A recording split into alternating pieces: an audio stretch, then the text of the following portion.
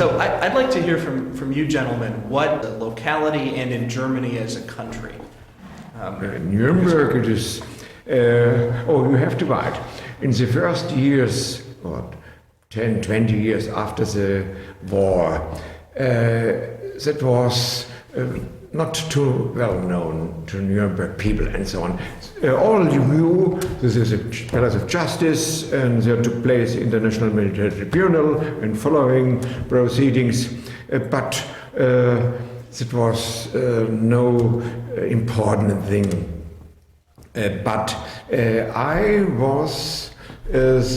became the press man of the Nuremberg courts in 1973, and in the middle of the 70s there came the interest from outside, west and east, mainly also from the east, Russian, Czechoslovakia, Poland, and so on. They came to see the books, and then the TV became interested. For instance, in 1977, there was published the first book of Werner Maaser, the book in the Acorn publisher.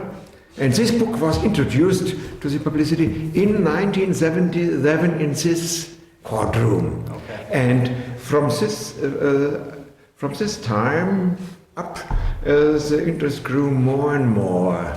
Also students, pupils, historians, tourists, and so on. And when I gave this press job to my successor in 1982, yes, Dr. Oberndörfer, there was a lot of tourists and so on coming to Nuremberg. But the beginning, the middle of the 70s. Okay. And in former times, I believe also our teachers in the gymnasium, I made the Matura in 1956, and also our teachers in the university, they didn't mention the Nuremberg trials. Okay. Yeah? I don't. It was, I believe, all these persons were too near to close to it. And also, if they had done nothing against humanity and so on, but they were involved because they had the age. Right. So is it true generally that the war was a topic? And now our generation, we are neutral. Right, exactly. It's a much safer topic. Yeah. Okay. Is it a topic of legal study in Germany, this trial process? No. So, Mrs. Saffeling, you are in the university now? Well, no, it hasn't been. It hasn't been. No. As a matter of fact, I'd say that if you look at criminal law books and public international law books by German scholars, most of them used to treat the Nuremberg trials as a clear violation of the nullum crimen principle. And if you read between the lines, it's a sort of humiliation. Okay. This is at least my perception. And this has changed, and this has also could only change with a new generation. If you look at now the new German government and younger German scholars, Germany has all of a sudden developed into one of the protagonists of international criminal law and in the International Criminal Court. They've sent a huge delegation to Rome for drafting the statute, and the Max Planck Institute in Freiburg for International Criminal Law has put a lot of manpower and financial power into establishing an international criminal court. But this is only possible now for, 5 to 10 years. But there's a conscious though reference to Nuremberg in all of these efforts for the international criminal law. It now is. It now is, and there is. I mean, there were talks about asking the United Nations to establish the court here in Nuremberg, the International Criminal Court in Nuremberg. they didn't succeed. I mean, at the end of the day, they didn't even. It was a symbolic act Yeah, to apply Yeah. for the seat of yeah, the but they didn't even international apply at the end. Germany did not No, seek it. didn't. And So has the original sense of controversy or illegitimacy receded? yes, clearly so, I would say. The very first beginning, the people were not against this trial. They were not interested on the trial. They had to solve other problems. Right. In a situation in Germany when people were hungry and were without any job and without any employment, without houses, yeah, they had to solve other problems here. Absolutely. And there was no interest due to the Cold War in the course of the 50s. And in the middle of the 60s, the first major war crime trials conducted by the German courts began in Frankfurt, the so-called Auschwitz trial, Majdanek, the trial in Düsseldorf, and so on. And then That's in what years? 1990 or 93, in that part of the 90s, there was a second Nuremberg established in The Hague. I mean, the International Criminal Court. Yeah. And so, for example, American TV teams came to Nuremberg in order to produce trailers for reports from The Hague. But the connection was made between Nuremberg and The Hague here. And a lot of Americans, there were Americans and foreigners in former times too, but not to compare with the number of the foreign visitors in the course of the 90s. And then was the 50th anniversary of the Nuremberg trials in 1995. A lot of events here in Nuremberg, in that room with Whitney Harris and with judges of the International Court in The Hague. Right. And so the eyes of the newspapers, of broadcast stations, were focused to Nuremberg. And yeah, the new generation was here in Nuremberg. And the interest worldwide was developed by The Hague, by the International Criminal Court. And all these things were a combination which forced the interest of the people to visit that room, and combined with our readiness to open the doors and to guide the people. And Mr. Kastner published books and other authors published books. Nuremberg regarded itself as the city of human rights and promoted this idea of human rights. And with respect to the Nuremberg courts, Nuremberg trials, of course, it was a good combination of all these things. Right. And so the number of our visitors is meanwhile about 10,000 or 15,000 during the week, as I mentioned, and in the weekends 10,000 visitors. So you can say at least 20,000 people are visiting this building, this courtroom in the course of the year, although this is not a museum. And we have to see it in addition with the newly established document center of Nuremberg, with, I don't know exactly, but more than 100 or 200,000 visitors each year. How many are non-German versus German? The visitors here to the courthouse. There we have, since a few years, 2 American companies which organize travels to Nuremberg. One of the companies is Vantage Tours, the other one is Grand Circle Tours, both ruled by 2 brothers in Boston. Okay. And if they come to Nuremberg, they usually arrive this court building with 3 or 4 buses. Each of the buses has 50, mostly older people, which can afford to spend some $1,000 for 1 week on a cruise ship, and they are traveling from Amsterdam to Vienna or Budapest, and the other come way back here, and they make a stop over here in Nuremberg. And when they arrive with 150 or 200 people at the same time for half an hour, strictly ruled by their guides. And since that time, of course, we have more foreigners than Germans. Right. Yeah. But this is a special development here. Right. Usually we can say more Germans than foreigners here. In former times a lot of Japanese visitors, but due to economic problems in Japan, they have successes with the Chinese. We have a lot of Chinese people here. Okay. And it can happen that one day there is a phone call of our entrance officer.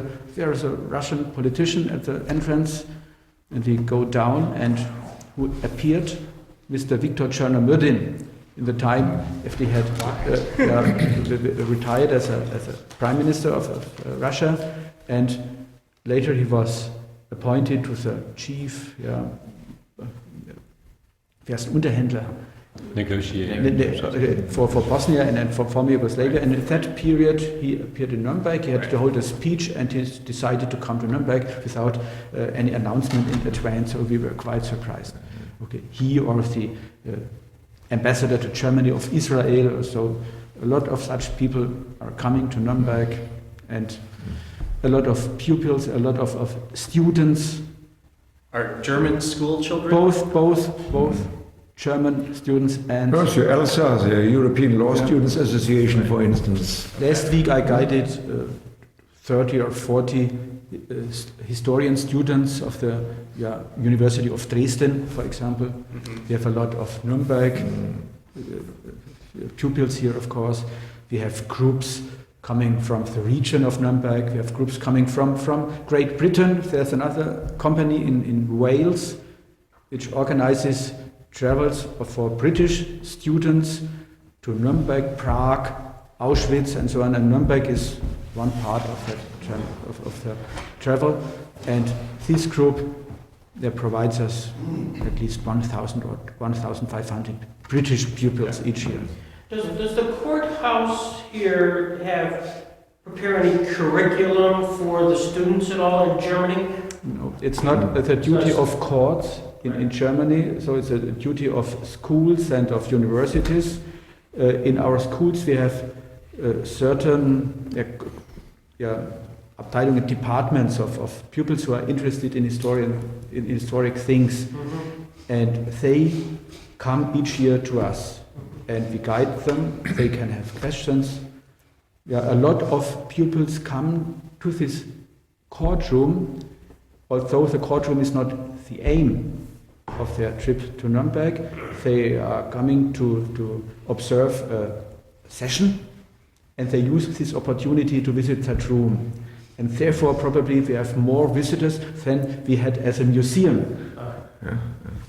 I'd like to make a few comments. The court, it's a court. Right. That's the major function is the court, and they have added this additional function, more or less voluntarily. Without any staff. No one told them to do it, but there was a need there.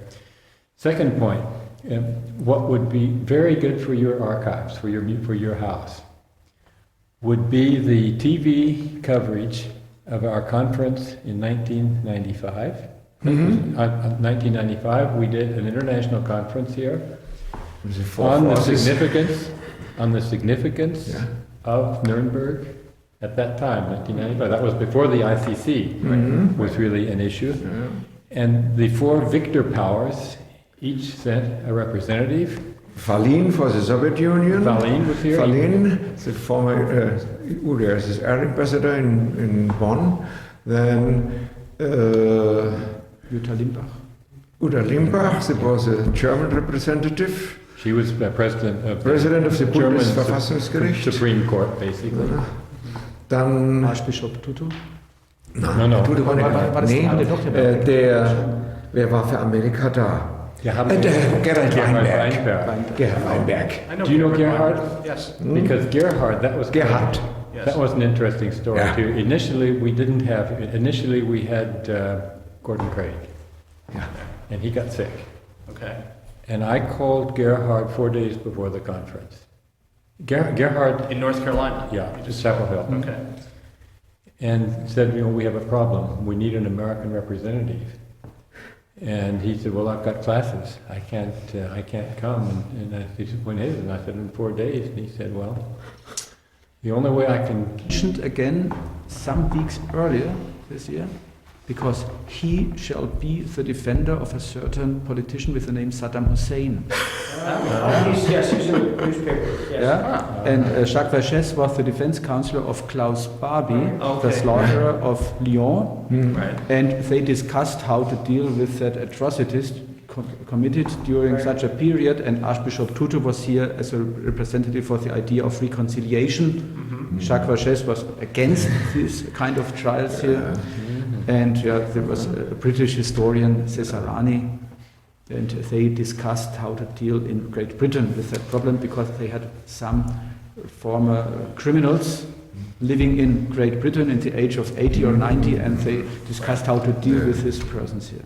And maybe you know, last year in Germany were finished similar trials against old war criminals. One person in the age of 86 in Munich, sentenced. In here in Nuremberg, Yeah. the Wagner. This is some years ago. But last year, Malot in Munich, 86, sentenced to lifelong imprisonment. And the oldest one was a certain Engel. He was tried in Hamburg in the age of, I suppose, 93. And they were charged with murder because they had killed hostages in Italy. More than had been allowed. And there's currently, I mean, just in the last couple of weeks, a new round of charges in Italy against 2 or 3 additional. Yes, in La Spezia. Yes, Yeah. that's right. Yeah, there's no statute of limitations. And the last war crime trial here in Nuremberg took place 1988. At the defendant's dock, a man in the age of 82. He lived after the war in the region of Nuremberg, and when he was detected as a criminal, as a policeman, he killed 3 people in Poland during the war. He was charged with our national penal code, and he was tried here and sentenced to our maximum penalty. That means lifelong imprisonment. Probably the last war crime trial due to biological reasons. But we cannot be sure, as you can see, the man of the age of 93. Are there anybody who was involved with the trial, the 1945-46 trial, here living in the area, either as, I know Otto Kranzbühler is living in South Bavaria, but are there other A member of our participants? communal parliament, Bergold, for example, he was the defense councillor of Martin Bormann, of the absent Martin Bormann, and of the Milch Marx, trial here. the Nuremberg Marx. Then One of the defendants in the judges trial, Heim. Altstädter, Merkel. were here. Merkel was the defendant lawyer. Back to the 40s, you ask the people here in Nuremberg the contact to the International Military Tribunal. At that time, Mr. Beerschmidt told us with all had hunger and so on and so on, and no job. But there was also another point of view. The people here said there is a tribunal of the Allied forces. That's not our. We have no entrance. It was not open door for all. Victor's justice. It's Victor's justice, or that's the tribunal of the Allied forces. And there's a famous word of our first chancellor, Adenauer. He told in 1951 or 52 that the Allied forces, or the American, did the job of the German people with this International Military Tribunal and the following tribunals. And he said, we are glad that the American did our job. Yeah. And that's an important word, I believe, because also Jackson, you know, it said that is not the ideal tribunal as we use it in our own country, but we try it in a minimum of time, 1 year, 6 years of the World War II, in the juridical way to work up. Now, the Germans could not have conducted the trial. No. They didn't have the legal basis for it. I mean, what would the charges be? There were no crimes committed according to the legal standard. It's in a sense one of the reasons why we can't have the people in Iraq. Try Saddam Hussein. Well, one of the things that Jackson wrote in some of his private stuff that attracted him to the job in 1945 was the utterly unique circumstances. There was no Germany. Yeah. There was no alternative. It's why I think Jackson really would have been something of a skeptic about the ICC, because in a structured world of national legal systems, the Nuremberg model might not be quite as appropriate. Now, there are lots of things we could say about that, but in 1945, this is just a yawning gap, and sort of the one biggest challenge a lawyer, which is what he thought of himself as, not a judge, could ever have, and he was eager to try it. Objection? No objection. There would have been a legal basis. There would have been a legal basis because the international norms were the same. Anything of these trials. And the Dr. supposed Sheffer? attitude of the German population to this trial here. In such periods, people didn't trust an international trial. They would have blamed their own people who would dare to prosecute their own people. Right. With the help of the enemies, of the former enemies here. The time was too early to establish. But there was nothing, for example, crimes against humanity. Well, it was just It's the not that international formal. norm The international norm existed, the Nuremberg court said it existed, and it would have existed for German according to German law as well, because it's just an international norm, just as that. I'm curious, in the deliberations in Rome, of which Germany was a very much a part, let me also step aside for a second. Whitney Harris came to Jamestown and the Jackson Center 2 years ago and gave a wonderful speech. And one of his proudest moments was to come to the Berlin, the Bundestag, where they announced unanimously their support of the International Criminal Court. And he felt that was the most meaningful legacy of Nuremberg, and he was just glad to physically be there.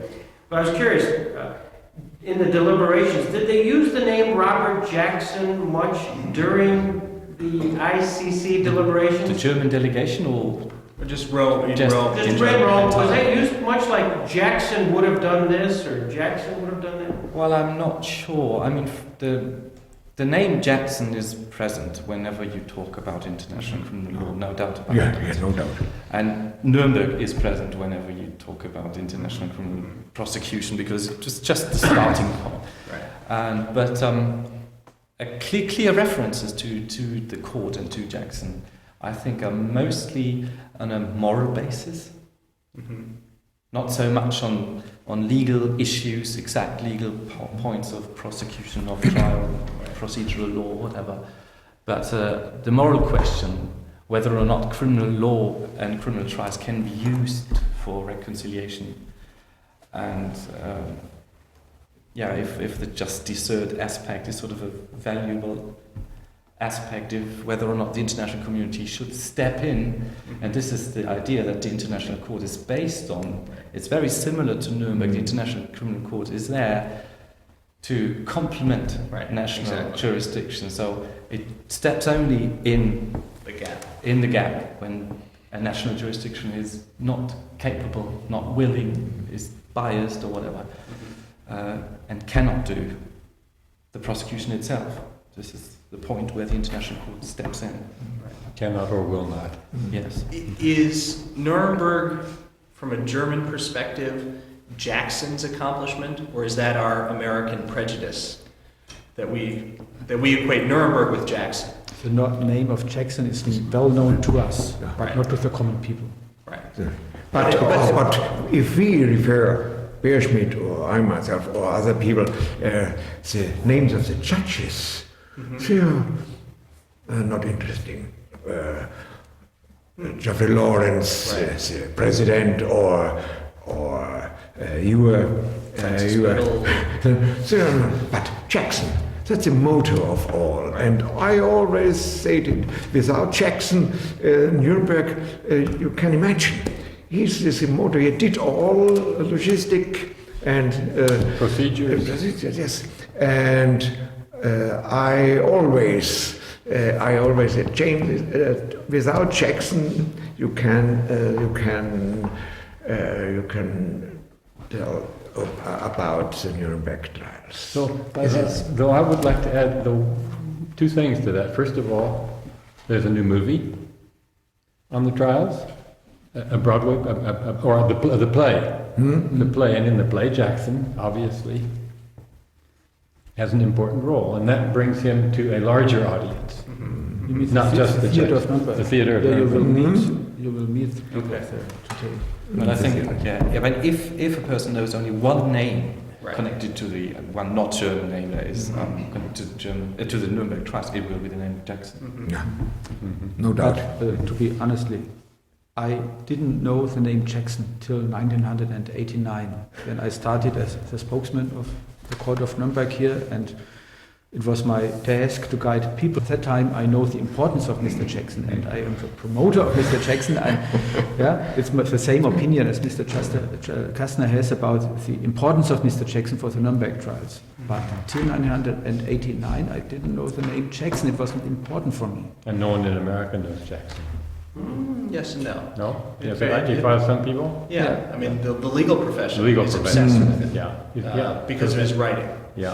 Every justice on the Supreme Court Yeah. identifies him as the principal Wow, hero. okay. Mr. Jackson was member of the Supreme Court. He was a former Attorney General. Right. He played He's got- another role in America. Yeah. And it's, you're a judge here. Right. You will not know our Mrs. Limbach as Right. the president of our Supreme Court. And so you cannot compare Right. with the knowledge of the Germans here. Right. But meanwhile, you see, we promote his name.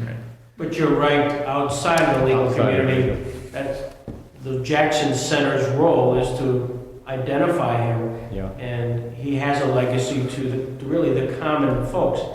And right now, it's a blank wall. Most people do not know who Jackson is, except Nuremberg. They will associate Justice Jackson with Nuremberg. Nuremberg, yeah. And you're right, the movie that came out 2 or 3 years ago, Alec Baldwin, Yeah. playing Robert Jackson. You can say what you want about the movie, but to have a movie star Hmm? with Jackson, that was the best thing. Yeah. I learned much about the importance of Miss Elsie in that movie. Elsie Douglas. She rebuilt this room again, this building again. Yeah. This building here is in the neighborhood of the railway station in Nuremberg. In reality, there are several miles between the two buildings, but not in the movie. The curtains, as I mentioned, are open, not drawn in the movie here. Right. I guided the photographers who came from Montreal to Nuremberg, and with a kind of ladder, I don't know the word, with a certain car with a long ladder here, they made photos from all views of the building here, and they produced this building via computer. Yeah. No Alec Baldwin was here, no Christopher Plummer, nor Michael Fox were here in Nuremberg here. When they are using the entrance of the building, this is a virtual entrance. Okay. Hollywood. But Court TV was here. Yeah. Court TV was Those are- there, yes. I'd like to make two other points, especially for your center. Have you had Gerhard Weinberg there as a speaker? No. He's on our list. He's a very good speaker. Well, you know Yeah, him. I've He's a seen him very speak. good speaker. Yes. He worked on the collection. He collected at the collection of the documents, which are also here. But I guess the main collection on the trial documents is in Amsterdam, isn't it? In Den Haag. In Den Haag. In Den Den Haag. Haag, yeah. But that was one point that I want to make, and the other is What was that? The main documents are Amsterdam? in Den Haag. The Hague. Oh, In that's The the Hague. Hague. The Hague. The Hague. I visited this documents in 1999, I believe, yes, and it was one day in the library of the Peace Palace in The Hague. And these are the published sets? No, These not are published, this is closed, all closed. Okay. Original, Okay. and because the court said in his last meeting on October 1st or October the 2nd, that all the material shall be given to the Peace Palace in The Hague. Okay. But first they gave it to Berlin back. In Berlin, in the house of the former Kammergericht, the Allied Council of the four forces, Right. the Geistpark, Sie wissen, Kammergericht in Geistpark. And there they remained a lot of years. And in the 60s, I believe, one said, oh, we have here all from Nuremberg. And then shall it remain here or otherwhere? And then one came, the court said all that documents shall be given to The Hague. And then they were brought there about in the beginning of the 70s. And then the man of the boss of the library of the Peace Palace has a key, and there are 3 rooms, this large, this size, and they are closed in Stahlschränken, Steel. Tresors. Yeah. Steel. Yes. 17 treasures, and there's all in and the records. Also the records, the discs, such size. But, but this information too is available on your homepage. I think Mr. Berschmidt has done a homepage of the Nuremberg Court. Do you know about it? Have you gotten that? No, small one. Made by Lays. Yeah. But again, it's another indication of making this more publicly Oh, known. absolutely. Because we could put that on our webpage. And you could put that on your webpage That kind of stuff. and get that communication, get that network, That's terrific. get that network going. And what I also wanted to suggest is that the court is also part of the Nuremberg Documentation Center. Right. Have you been there? No, Monday. Okay, but it's also, and again, that's another instance in which the court is brought to the public and to a wider group of people. We're going to meet with Christian Taubrich, Yeah, Tobrich, yeah, and Dr. Ditzfeldfinger. yeah. And Christian Tobrich is going to the States on a speaking tour. He was in New Jersey. Or was he just there? Was he just there? Okay, because I was going to say maybe you could get him on his trip. Right. Das Eis ist sicher trotzdem mal interessant. Was denkt man? But he's good. He knows he knows it very well. What's your webpage? Do you have it? Yeah, it's on my business card. Okay, perfect. Yeah. Thank you. The 2 speeches, the opening and the summation by Jackson, are greatly acclaimed in the United States. Do they have any particular resonance here? I bring it always if I refer. Here. Right. In Nuremberg. Always. But not the common Nuremberg citizen. And also that is that there's not. I'm not to accuse the German people in whole, but I have certain Yes, the defendants. persons. Yes, Right. no collective Schuld. Right. Guilt. Guilt. Yeah. What is again, it's grossly overbroad to ask you to speak for Germany, but what's the perception today of the defendants? The process, their conviction, their punishment. Is this an act of justice, an act of excess? No, it's an act of justice. More in the younger people. Nowadays. Nowadays. No, nowadays, in the younger people, all is okay. Also, the problems of nullum crimen, nulla pena sine lege, and ex post facto law, and so on. But normally, the younger people, that's always okay. I have some connection with older people, and there are. Now I have a letter from Austria. Well, Austria.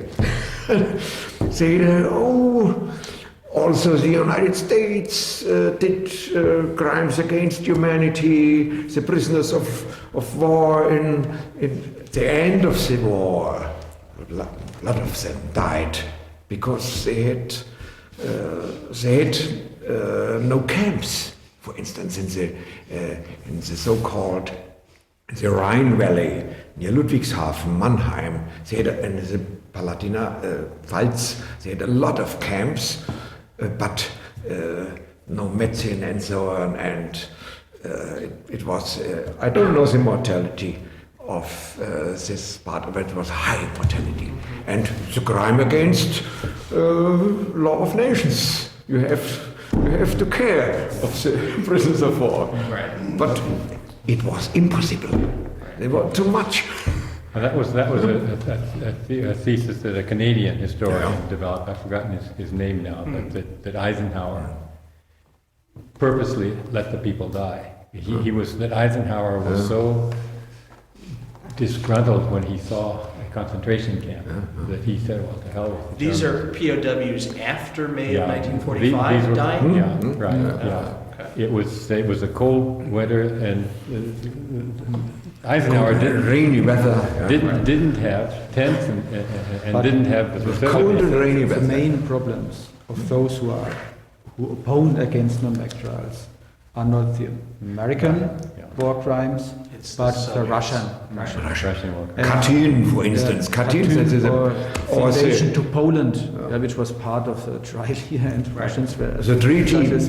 on the 23 of August in 1939, before the beginning of the war, when the treaty between Ribbentrop and Molotov, and that was the basis that Germany invades to Poland, and 14 days later the Soviet Union, and the Soviet Union had no war with Poland. Right. But they took a lot of officers and so on as prisoners of war.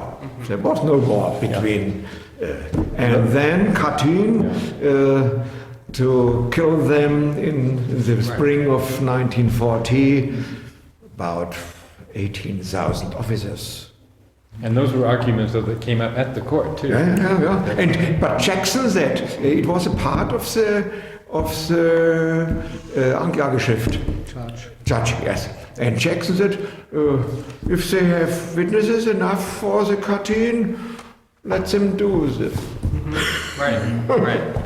No, and he and the Americans distanced themselves from the Katyn part of the Yes. And later in 1950 or 1951, there's much more known by that point. Yeah. Polish American members of Congress Yes, in the United States held hearings, Yeah. and Jackson was summoned to testify, and basically just shot down all the charges that he had put up a false charge, or that he knew better in 45 that the Russians had done Katyn. But in the 17th, the last century, when I referred to the subject, I always mentioned the Katyn, but sometimes I heard I'm a cold warrior because I bring Katyn, and in 86,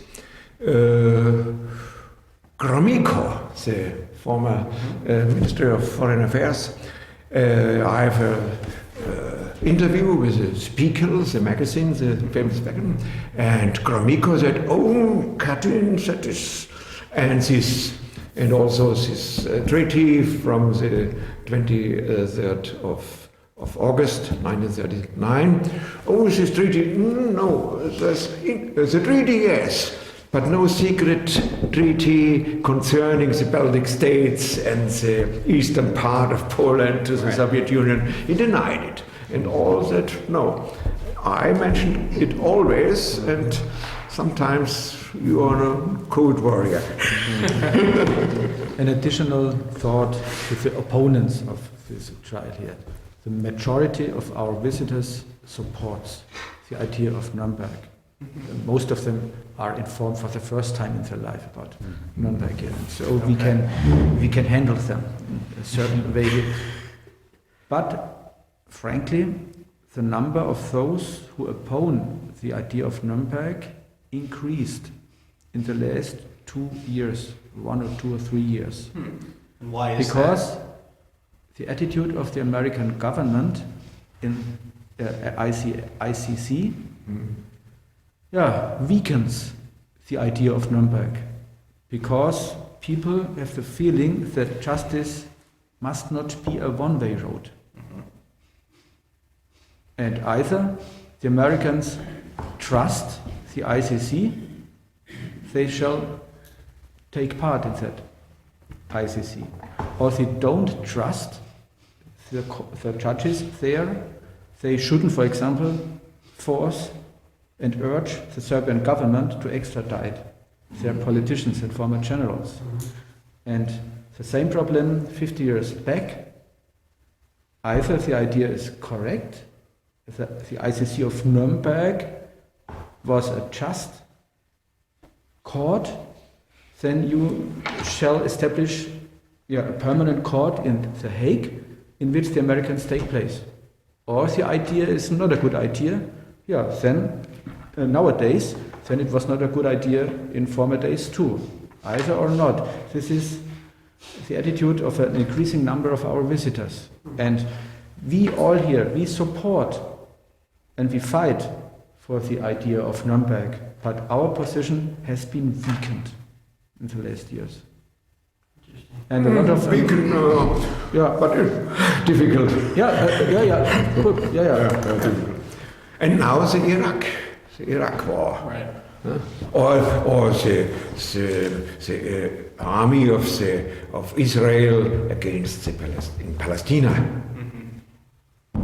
And I always say, what the Palestinian army does now is not disagrees to some points indicted here in Nuremberg. Whether it is necessary, it's another point. But the legal way.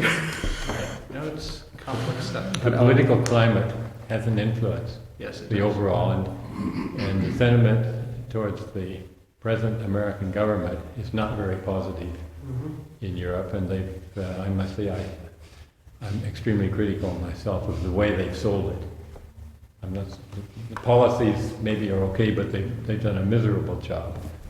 They presented the government as they're perceived as being arrogant, macho, militaristic, unilateral. That may or may not be the case, but that's the perception. And in diplomacy, the perception is more important than the reality. And that also then has an impact.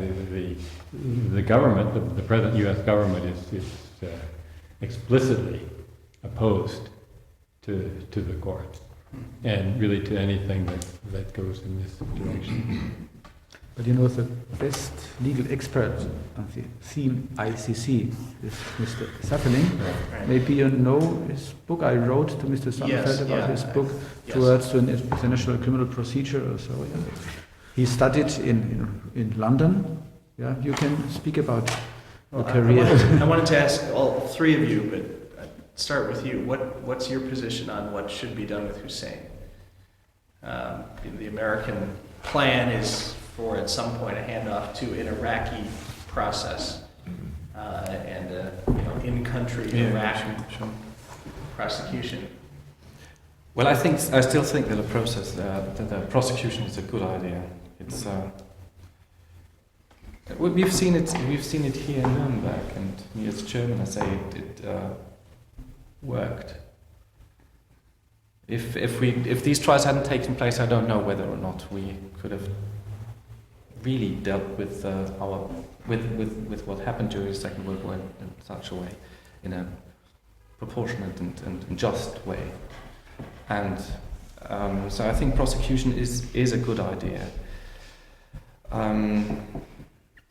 What to do with Saddam Hussein?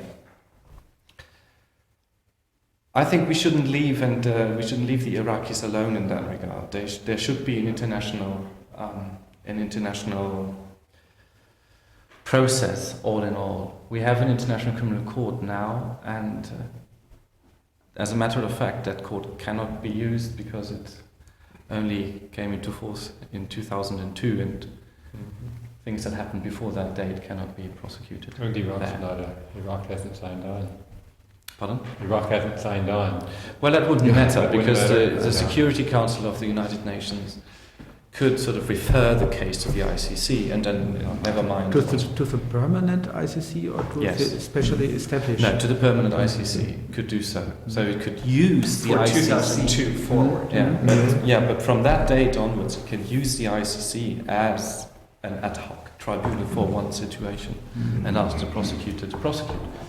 And so,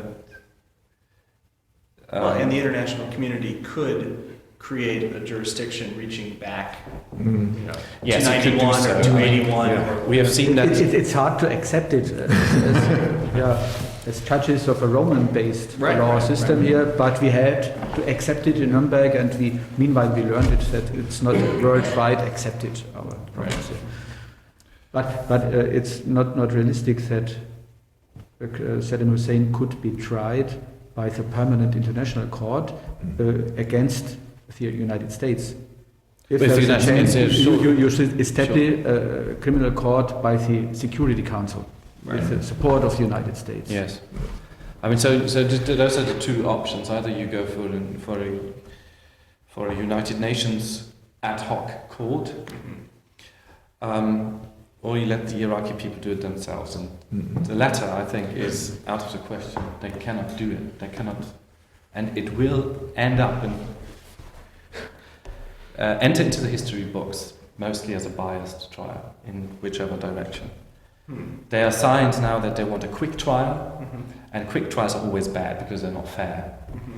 And we have a quick to start or quick to complete? no, quick to complete. Okay. Quick to complete. Yeah, to Quick to start is a good idea, but you need a decent preparation, and you have many years to deal with. Yeah. This is not only what happened over the last year. This is what happened since whenever Saddam Hussein came to power, 30 years. 70s. No, Yeah, and so also for the victim's sake, you have to look at the whole process, as the whole history of Saddam Hussein, and this takes time. You can see that with Milosevic. This trial is entered into second or third year already. I think. Yeah. So maybe if there's not a tribunal established by the United Nations, it would be a good idea to have something like Sierra Leone, the tribunal there. They have a cooperation between the national court and the United Nations, with international judges participating, supporting prosecutor staff that supports the national authorities. That would be the second solution, and maybe it would be the best solution. I don't know, because one thing is certain: it probably should take place in Baghdad or somewhere. Not Nuremberg. No. This is a problem also. This is what we Not Guantanamo.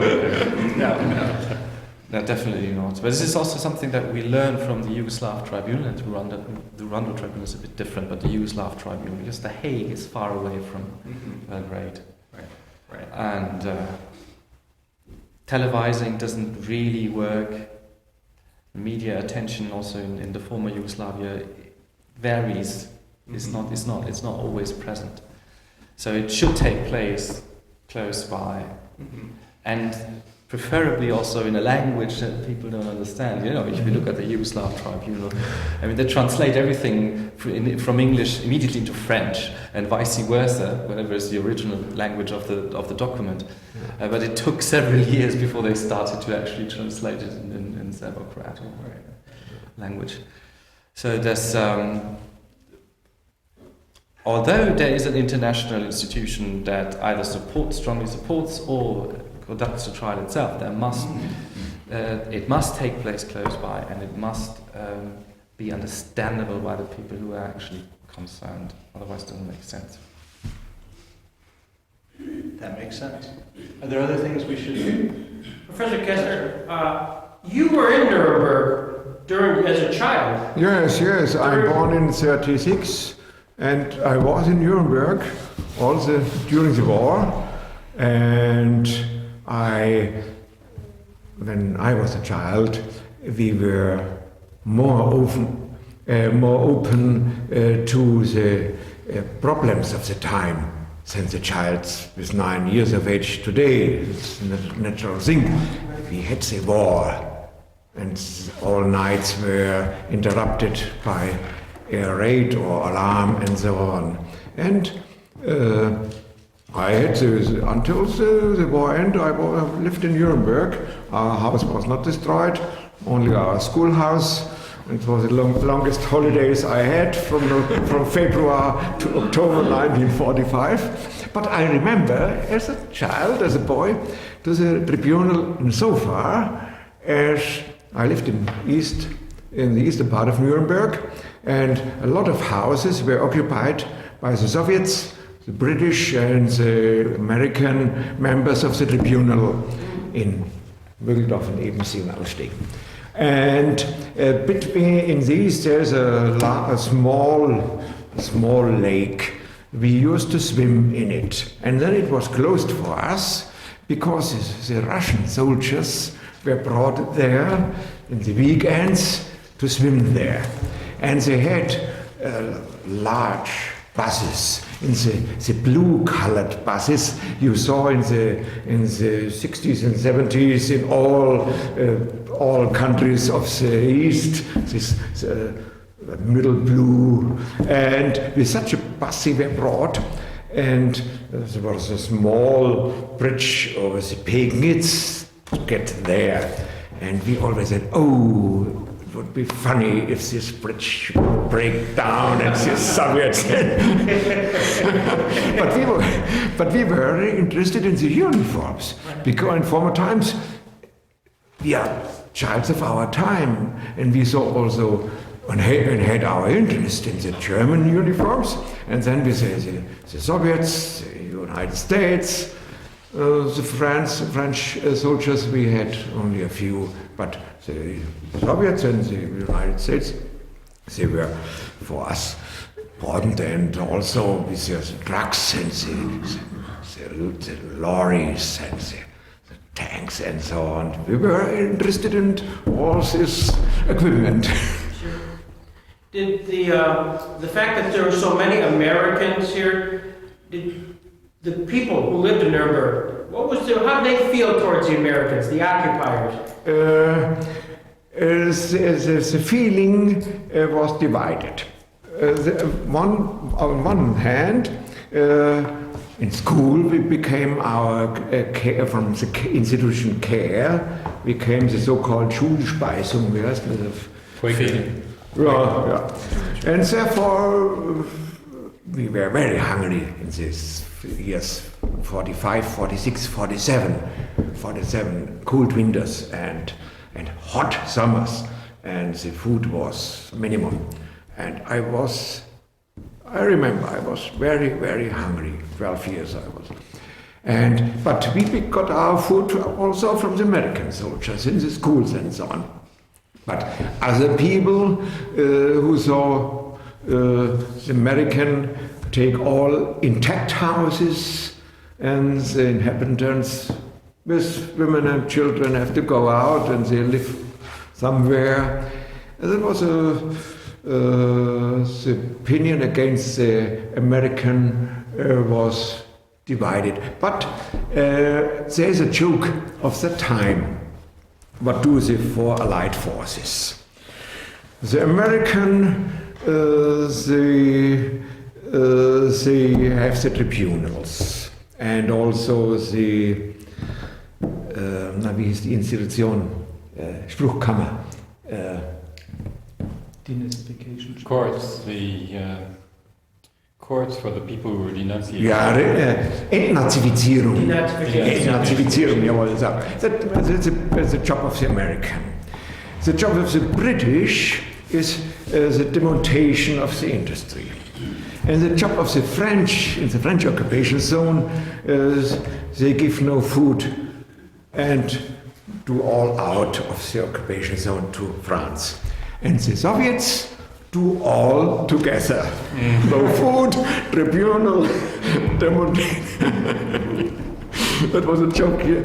As a 10 years boy, I heard that and I could imagine. Were you aware of the trials as a boy? No, that they were going on? No.